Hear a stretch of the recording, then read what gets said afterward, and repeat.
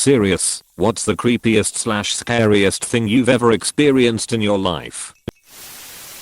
I was 7. My 2 sisters and I were home alone at our new house that wasn't finished. No phone or nothing installed yet. Mom was in the city a few hours away and wouldn't be home until late. The house is out in the country with a quarter-mile gravel drive. Close street neighbors are just under 2 miles away. We were playing awesome shit when our dog started barking all crazy like. My sister, who was 11 or 12, went outside and there was an old ass creepy pale green van driving down our driveway and they stopped halfway down and one person got out and approached the dog. It was a nice dog and not really scary or aggressive at all and went up to the dude and he got our dog to get in the van and then they kept driving towards the house. So my sister came in and locked all the doors and started freaking out. After about 5 minutes of hearing our dog's muffled barks we started hearing a bunch of banging on the doors like people were trying to get in. So we went downstairs to let them see people were there. It was 3 dudes dressed in all black wearing ski masks. One of them was a little person. They just stopped and waved at us. Then tried even harder to bust in the doors and break the windows and shit. Our windows were these thick ass double pane semi-plexiglass things that are apparently impossible to break. But we went upstairs and is in the attic ducking armed with a hammer and some screwdrivers and they continued for like an hour banging on shit and screaming that they were gonna get in and we should just let them so they wouldn't have to hurt us when they did. Ducking terrifying. Anyway after that hour we heard them drive off and waited like 20 minutes then my sister went and let our dog in and brought her to the attic. Like 2 hours later someone came to the door and rang the doorbell for like 15 minutes straight knocking and ringing the doorbell. We never checked, but I'm assuming it was the same people. Ducking still periodically have nightmares about that shit, and it was 20 years ago. Sorry for the horrendous writing skills / style. I suck at storytelling and grammar and all things communication. When I was 10, I was home alone one night. My mom was divorced and she was working nights at the time. This was in the late 90s in a quiet town in Sweden, so we didn't really have a habit of locking the door. I was in bed, hadn't fallen asleep yet. All of a sudden, the front door opens and someone walks in. It's too early for my mom to get home. I sit up and outside of my room, in the kitchen, I can just about make out the shape of a very tall, to me, man. He stops dead in his tracks before casually saying hello. I turn on my nightlight and the dude immediately starts making small talk to avoid freaking me out, mentioning my mom by name and things like that. So at least I knew he was an acquaintance of hers. Still, something felt wrong. He was talking about my mom's old antique flintlock ornaments, saying she had promised to sell them to him, and he kept looking around my room, spotted my Nintendo 64, and asked if I was thinking about selling it. I wasn't. He told me he was only here because his mom had a bad stomach and needed to use the bathroom. I just nodded and said okay. He leaves the room and opens the front door and I can hear someone enter, and she's speaking in a low voice, so I can't really tell, but I think it was an older woman.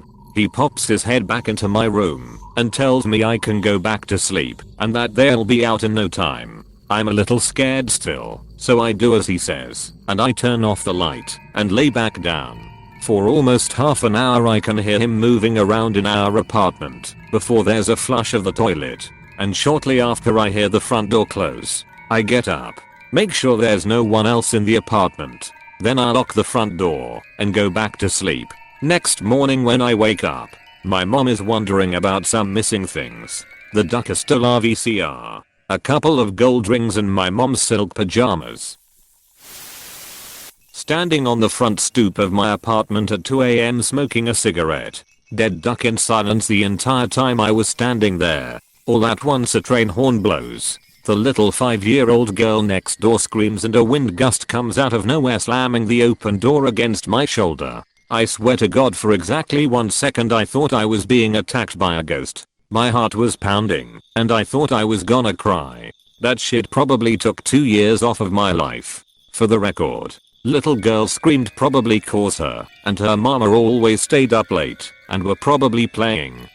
I recently moved into a building that's right by an active train track. A few weeks ago I was in bed at like 2 AM, in the dark, Reading a creepy story thread like this one, I was deep in the comments, fully invested and thoroughly freaked. In the middle of reading another scary ass story, the train blazed by and blew the horn.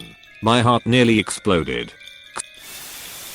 I always post this when this comes up because it really is the creepiest thing I ever had to experience. This is the story of how a creepy encounter with a scary man at a harbor cafe saved me from something even more terrifying. It was in the autumn of 1994, and I was 19 years old.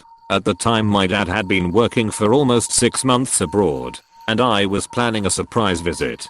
My dad and I have always been close. I'm an only child and my mother died in cancer when I was still a baby.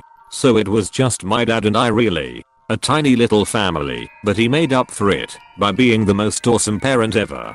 Now that I wasn't a little kid anymore, I appreciated that more and more. I had booked the ticket and was ready to go. It was gonna be great fun to surprise him with a visit. I had to take the ferry though, and I had just gotten my driving license and felt really unhappy about having to drive my little car on board the ferry, and decided to not bring a car at all and just rent one once I got there. Having time to spend, I decided to have coffee at a nearby cafe since I was early and they hadn't started letting people onto the ferry just yet. At the cafe there were lots of truck drivers and I soon realized I was the only woman there. One man, a 40-ish bloke with ice blue eyes and tattoos all over, was eyeing me from across the room, not even trying to be discreet about it. I got up to leave, feeling suddenly very uncomfortable, and to my utter horror he followed. What do I do now? I asked myself. This was before everyone owned a cell phone, I might add. I decided to try and look busy and maybe he would leave me alone. So I pulled out my ticket and tried to look like I was reading it carefully, when he suddenly snatched it from my hand and said, "I'm on the same boat. I'll have hours of your company then." How lovely, he said in a voice that was an absurd combination of jovial flattery and hidden hostility. I felt it very strongly that if I got on that boat with this man, who now knew my booking details, it'd be in great danger. I can't explain why the feeling was so overwhelming, but it was. And I decided there and then to not get on the boat. The ticket had been cheap anyway. I could get on the next one instead. I hid in the ladies' room until I knew the ferry had left, and then I went to rebook my ticket. The story could have ended here. A creepy encounter with a stalkerish man. But it doesn't. I was right in the assumption that getting on that ferry would have been unbelievably dangerous. Have you figured it out yet? The date was September 28th, 1994. The name of the ship was M/S Estonia, and that cold night she sank in the Baltic Sea, taking 852 people with her, resulting in the worst ferry catastrophe to strike Sweden to this day. I still recall that day with horror and wonder what would have happened if this creepy man had not taken an interest in me, if I had not listened to my instinct and gotten on board instead of waiting for the next boat. Would I have been among the survivors? Or would my dad have seen my name on the list of lives lost in the Baltic Sea? When I was 16, I was in a summer work exchange in Quebec, Canada. One night, I invited a friend from the program to stay over at my billet family's home for the night. We slept downstairs in the basement, as they had a couch and a spare mattress down there.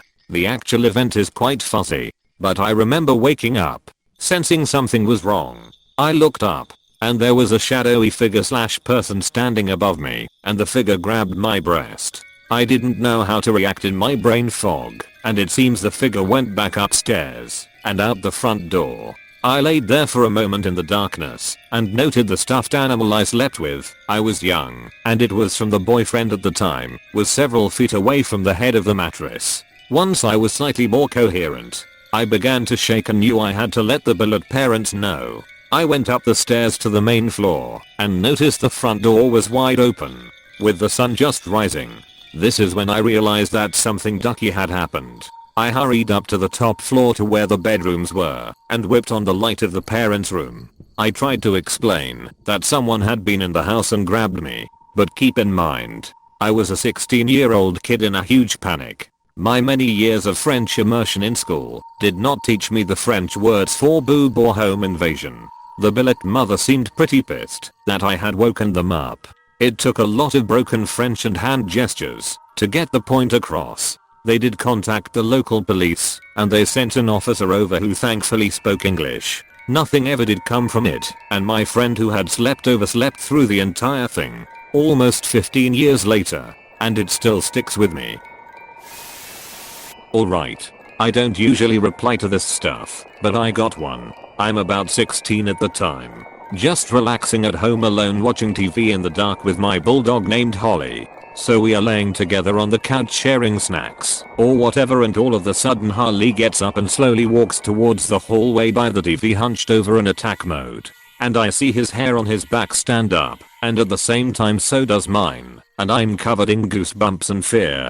I slowly stood up too, and we both just looked into the hallway, which seemed darker than the rest of the house, and it just felt like something was there looking back. A moment later it passed. Holly eases up, and I run and turn every light on in the house. I still get chills thinking about it. I used to pet Holly and wonder if he still thought about that night too. But he was such a happy fat dog it probably never bothered him. He died in 2010 at the age of 12.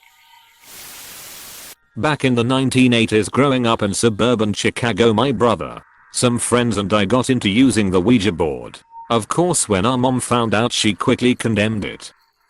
Like that was going to stop us. One afternoon we were in my bedroom on the second floor with brother and a few friends with the light slow messing with our homemade Ouija board. We were pretty young and getting ourselves pretty amped up about the spirit world when all of a sudden there was someone slamming on the bedroom window. Mind you, we were on the second floor, so this couldn't just be some random person walking by. We all turned to look, and there it was. A scary face staring at us through the window, with no time to focus on its face. It took all of about a second for us to jump up and run downstairs. When we get down there, the front door opens up and there it is, inside our house. A few seconds later it's pulling a stocking off its head. Guess who it is? Mom. She knew what we were up to.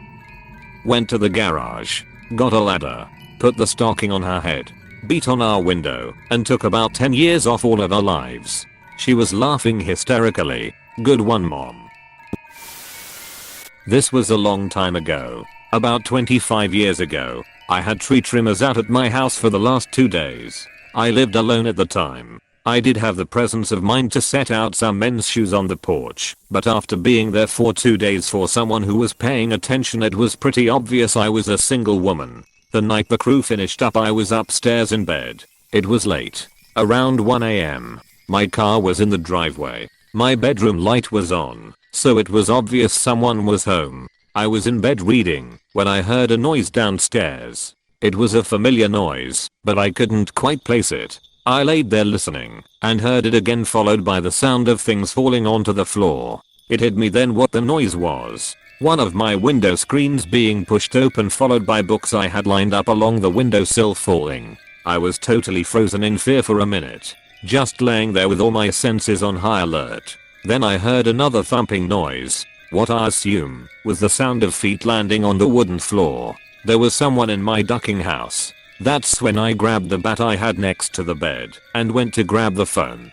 This was before cell phones, back in the time of landlines and cordless phones. That's when I realized I had left the cordless downstairs. I locked my bedroom door and started screaming that I knew they were there, that I had a gun, and I was on the phone with the police. I proceeded to pretend like I was on the phone with 911. I opened my bedroom window and removed the screen, getting it ready in case I had to jump out my window. I don't know if it was me opening my window or maybe my screaming, but something set off my neighbor's dogs. They started barking and moving around, which turned on the motion sensor lights in my neighbor's backyard.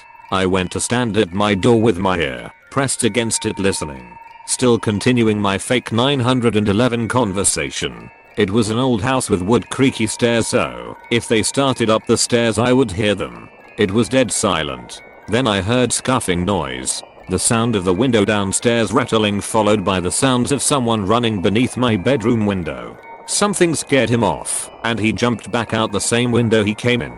I went to my window and looked out, but I couldn't see anything. Whether it was me yelling that I was armed, pretending like the police were on their way, or the dogs barking, I'll never know. I had to get the cordless phone to call police. I knew where it was, sitting on the kitchen table. I stood there listening for a long time, ducking terrified. I really thought I might have a heart attack. I was shaking. My heart was beating so fast. I had so much adrenaline running through my body.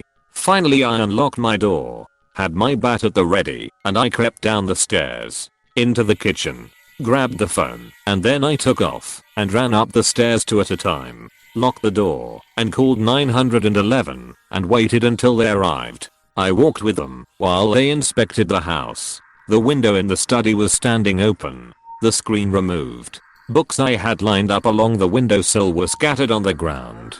It was damp out and there were bits of dirt and leaves on the floor from someone's shoes. Outside the window was a step stool taken from my garage. I'll never forget seeing the bits of leaves and mud on my floor. It was proof someone had actually been in my house. He had been standing in my study. He knew I was home when he made entry. One of the first things the cops asked me was if I had any work done on my house recently. Tree trimmers. I'm sure it was one of them. They had been around for 2 days. Long enough to get a general idea of the house layout and to ascertain I was a single female. I was so scared after that to stay in my house. I felt so incredibly lucky he got scared off, but what if he came back? I felt violated and I was angry. I spent the next few months either staying with my mom or having someone stay in my house with me. The only reason that window was unlocked was because the lock was broken. I had that fixed, and for extra insurance I put nails in so they would block the window from being opened. I would have installed a security system, but I simply couldn't afford it. The company was contacted, but there was no proof it was anyone from their crew, so there wasn't a whole lot to do aside from letting the owner know. Anyway, that was terrifying. To be a young woman alone in her house late at night and hearing someone climb through a window makes you feel so incredibly vulnerable. I'm very lucky. This person did not come to rob me. I'm sure of that. He knew I was home. He wanted me. If I hadn't still been awake I wouldn't have heard him, and things may have ended very differently. Hey, thanks for watching, and don't forget to subscribe.